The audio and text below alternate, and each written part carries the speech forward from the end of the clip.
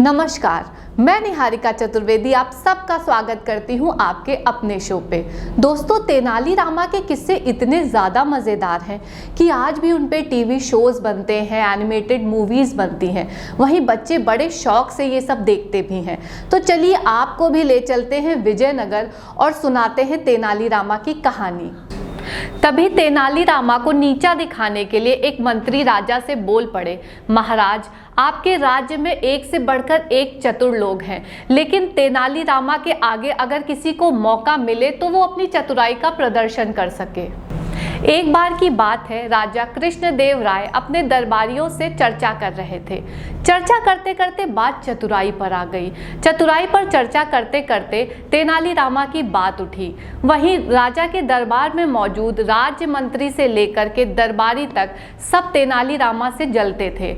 राजा कृष्णदेव राय को बड़ी हैरानी हुई, वहीं दुख भी हुआ कि आखिर उनके राज्य में मौजूद मंत्री से लेकर के दरबारियों तक सब तेनाली रामा से जलते हैं और सभी मंत्रीगण तेनाली रामा के विरोध में हैं। ये सुनकर राजा वहां से चले गए और एक गहरे विचार विमर्श में पड़ गए कि यदि इसी तरह से सभी लोग तेनाली रामा से जलते रहे तो उनके राज्य को इससे बहुत बड़ा नुकसान हो सकता है। राजा कृष्णदेव राय के गहरे विचार विमर्श के बाद उनके दिमाग में एक योजना आई, जिसके चलते उन्होंने मंत्री से कहकर दरबार सजाया और सारे दरबारियों को बुलाया। राजा ने दरबार में सभी दरबारियों को बताया कि वे एक मौका देना चाहते हैं उन सभी को अपनी चतुराई और योग्यता साबित करने का, लेकिन इस प्रतियोगिता में तेनाली रामा हिस्सा नहीं ले सकते। सभी दरबारी बहुत प्रसन्न हुए कि आखिर उन्हें एक मौका मिला अपनी काबिलियत साबित करने का।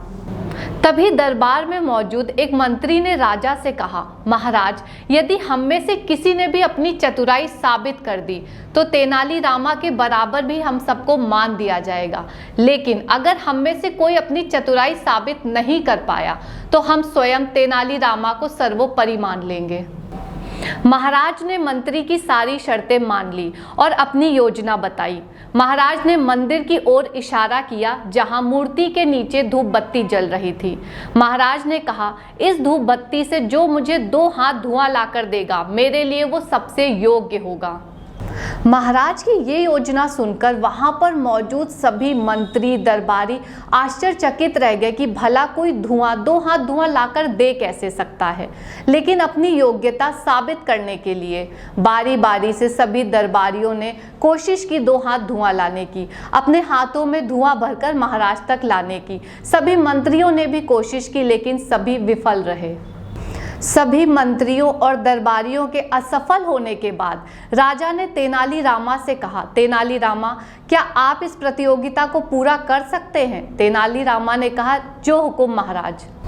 तेनाली रामा ने महाराज को प्रणाम किया और धैर्य के साथ एक दरबान के कान में कुछ कहा। सभी मंत्री हैरान थे कि आखिर तेनाली रामा ने दरबारी से कहा क्या है। जब दरबारी दरबार में वापस आया तो उसके हाथ में एक शीशे की नली थी। तेनाली रामा ने उस दरबारी से वो नली ली और धूप बत्ती के ऊपर रख दिया। जब उस नली में धुआं भर गया तो एक तरफ कपड़े से नली बांध दी और वो नली महाराज को दे दी। महाराज, ये लीजिए आपका 2 हाथ धुआं।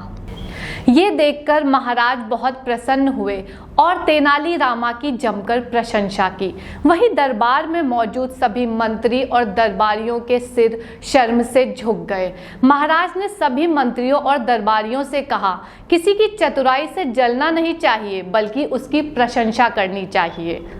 दोस्तों, तो कैसी लगी आपको ये तेनाली रामा की एक और कहानी? अगर अच्छी लगी है तो कमेंट बॉक्स में ज़रूर बताइए। हमारे वीडियो को लाइक करिए और जितना हो सके शेयर करिए। धन्यवाद।